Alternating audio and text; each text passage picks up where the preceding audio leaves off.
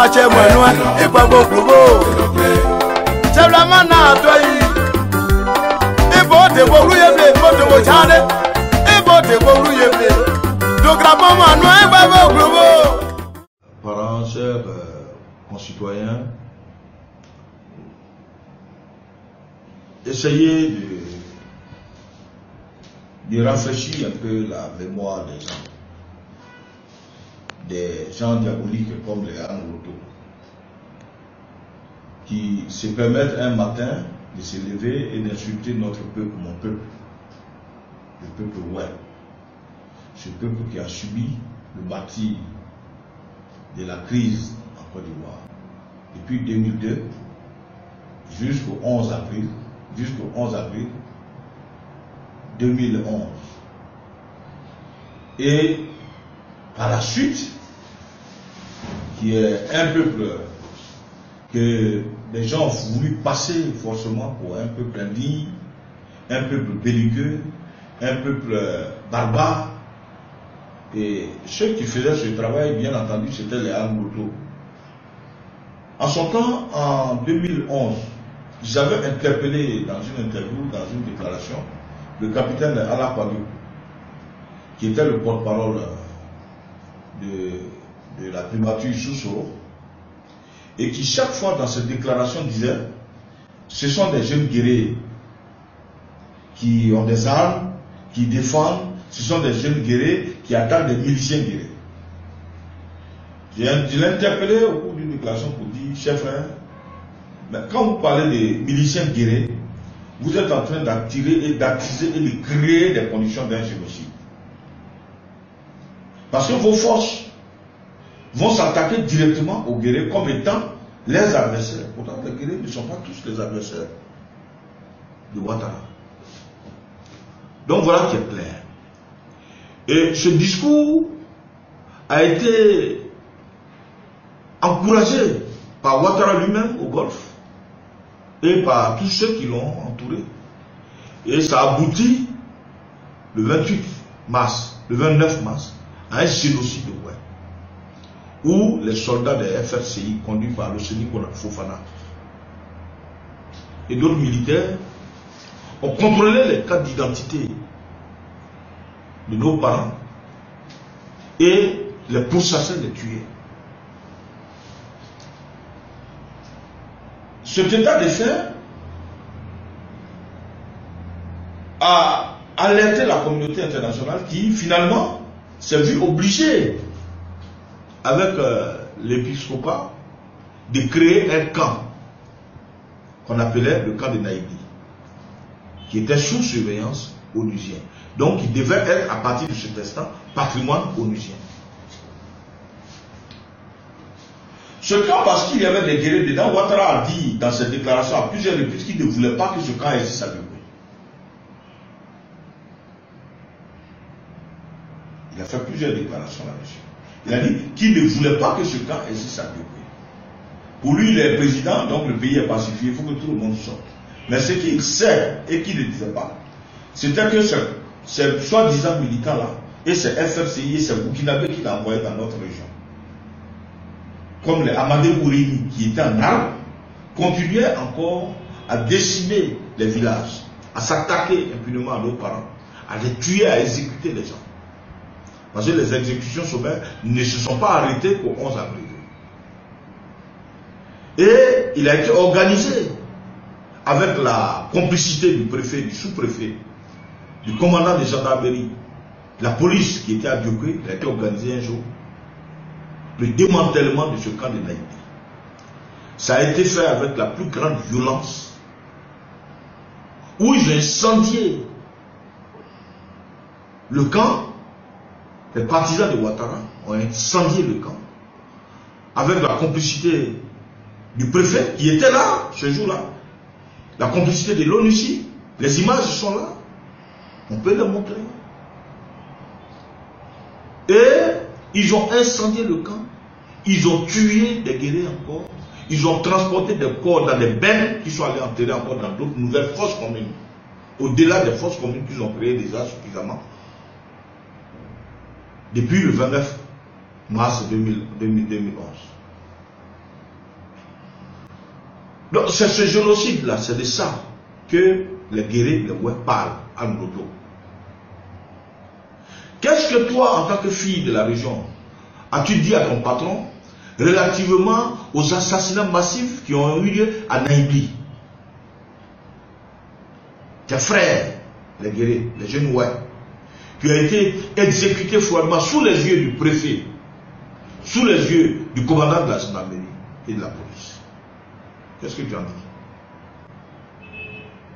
Qu'est-ce que tu en dis? C'est de ça qu'il s'agit. Quand les gens parlent, c'est de ça qu'on parle. Quand on parle de génocide, effectivement, il y a eu un génocide.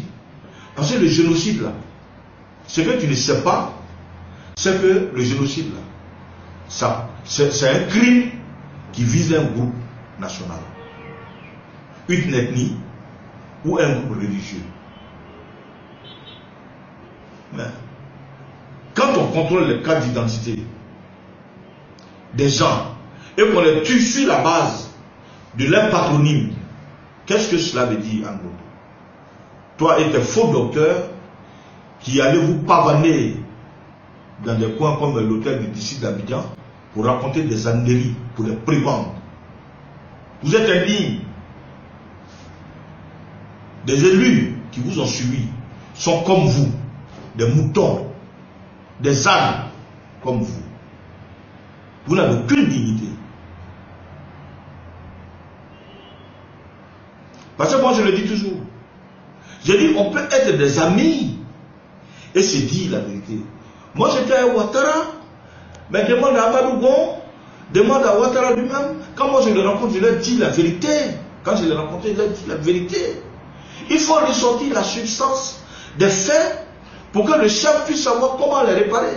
Maintenant, comme c'est le chef qui vous a envoyé, c'est pour cela que vous êtes dans une logique d'extermination et de fragilisation morale de ceux que vous avez essayé d'exterminer. Et le mauvais rôle que tu joues, il est dangereux. C'est ce rôle qu'on t'a donné même au plan national. C'est toi, Angloto, aujourd'hui, qui consacre la misère des Ivoiriens en Côte d'Ivoire. Moi, à ta place, j'aurais pu dire à Ouattara, vraiment, mon papa, pardon, si tu m'aimes, il faut me changer de poste. C'est toi, femme, qu'on appelle bulldozer, et qui détruit les maisons des gens à Abidjan, qui détruit les commerces des gens à Abidjan, qui détruit tous les biens des gens. Et les gens pleurent en ton nom. Les gens tapent, les femmes se tapent la poitrine. C'est toi, un auto-bulldozer. Et c'est ça le rôle. C'est ce que tu veux jouer chez nous. Mais tu nous auras en face de toi. S'il y a des moutons qui te suivent, nous on n'est pas des moutons.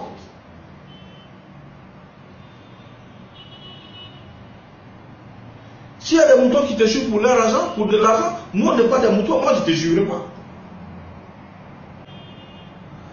Je voudrais dire à mes parents, Weber, qu'il faut qu'à partir d'aujourd'hui, vous compreniez que tout ça, c'est vous-même qui encouragez ça. Oui, parce que quand il y a eu ce génocide-là, vous ne savez pas qui sont ceux qui ont tué vos parents, qui sont ceux aujourd'hui qui protègent les gens qui sont dans nos cacaoyères, dans nos champs, dans nos campements, dans nos maisons, à Diokwe, à Bangolo, à Kubli, à Taï, à Bleu-de-Quai, à Club. Vous les connaissez. Mais les centres de ces gens, c'est les anglotos là.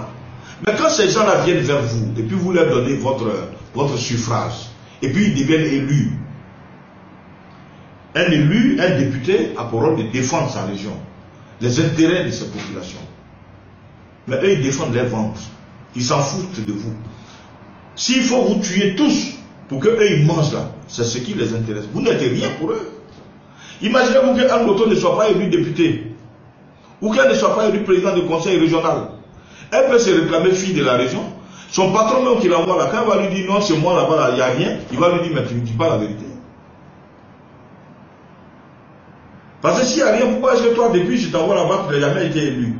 Vous élisez le plus souvent vos propres démons.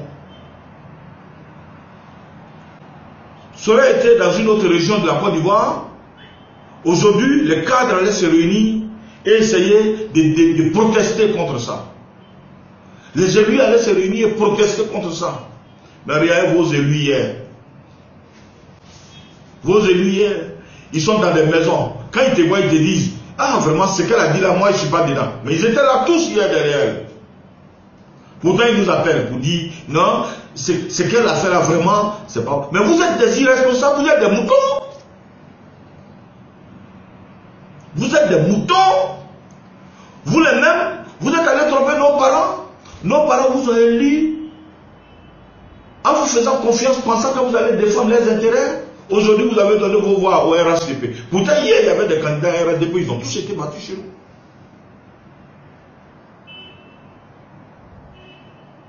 Sauf Anne qui a distribué des milliards jusqu'à ce que ces milliards-là vous convainquent à la mettre là. Pourtant, vous savez que celle-là, c'est la voix, c'est la main du démon chez nous. C'est la main du diable. Tout le monde sait que c'est la main du diable. Chez nous, dans le cavalier, dans le démon, c'est la main du diable. Je connais des cadres qui sont venus vers moi pour dire, celle-là, elle voulait être temps, empêchons là. Ils sont avec elle. Hier, je les ai vus avec elle. Alors, vous n'êtes pas sérieux? Vous n'êtes pas sérieux? Vous n'aidez ni Anne Moto. Vous ne vous aidez même pas. Vous n'aidez pas le président dont vous vous réclamez. Parce que vous n'êtes qu'une bande de menteurs. Une bande de menteurs et d'irresponsables. Des gens comme vous là, c'est vous que nos parents choisissent pour les représenter. Mais on en paye le prix. On en paye le prix. Et toute chose va servir davantage d'expérience au peuple ouais. La prochaine fois, quand le ouais choisira son représentant, il saura le choisir, il saura réfléchir 7 fois. Parce que les prébendes que les gens viennent dans les villages, au cours des élections pour vous donner là, ça vous apporte quoi? Ça ne paye pas la scolarité de l'enfant de quelqu'un. Ça ne peut pas acheter 5 de riz pour vous donner.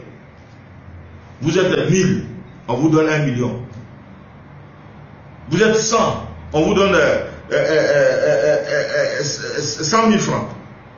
Chacun a 1000 francs, 1000 francs. C'est pour ça, vous allez sacrifier les postes qui sont faits pour parler de vos souffrances. Les postes qui sont faits pour revendiquer vos intérêts. C'est pour ça que vous allez les sacrifier pour des gens comme ça. Des gens comme ça. Des gens comme ça. Ce qu'ils savent, c'est porter veste, s'arrêter derrière un ministre, même si c'est le visage du diable. Donc, je vous appelle à beaucoup plus de sagesse. Vous, mes parents, ouais. Vous, nos parents, ouais, qui êtes au village. Vous, mes parents, ouais, qui êtes dans la diaspora. Vous êtes là. J'ai vu des gens, des élus venir la dernière fois en France. Se tenir au milieu de vous et puis vous dire, non, nous, laissez-nous, les frères, on est à Ouattara, parce qu'on est allé là-bas, parce que si on ne fait pas ça, ils ne vont pas faire de développement. On va attendre, et puis vous parlez, puis il y avait des gens de Ouattara qui étaient autour, des gens qui étaient venus vous accompagner, parce qu'ils sont leurs surveillants, ils ne sont pas bêtes. Vous parlez au Guéré, vous dites non, en 2020 on va voir, sinon on dit on n'est pas équipé. C'est irresponsable. Vous n'êtes pas des leaders. Un leader, il se distingue comme étant le défenseur de son peuple. Il a ses stratégies à lui, qui lui sont propres. Et qui intègrent les attentes de tous. C'est ça un leader. Donc, à mes parents, soyez vigilants. Et nos frères de la diaspora, vraiment, soyez honnêtes.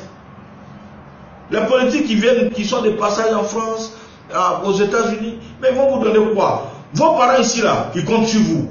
Ils se disent, non, mon fils qui est aux États-Unis, qui est en France, lui au moins il connaît mieux, il saura mieux quoi je peux choisir. Mais, quand c'est vous qui êtes derrière des gens pour les prébendes, vous-même qui êtes en Occident, une diaspora qui ne peut rien apporter, moi-même, je sais ce que ça m'a valu.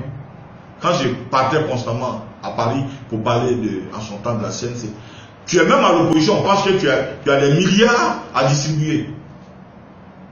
Mais arrêtez ça. Pour que nous changions, les petits blancs qui vivent avec vous là-bas, là, les dirigeants les respectent parce qu'ils ne leur demandent pas 5 francs. C'est le message, le comportement et l'attitude qui prime. Tant que nous continuerons à être ainsi, nous serons toujours marginalisés et les gens vont nous piétiner. Je vous remercie.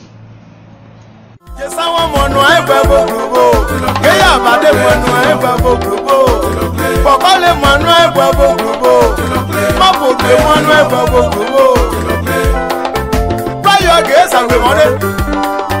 Kaya ge sagwe mone. Kaya sagwe mano e po bo group.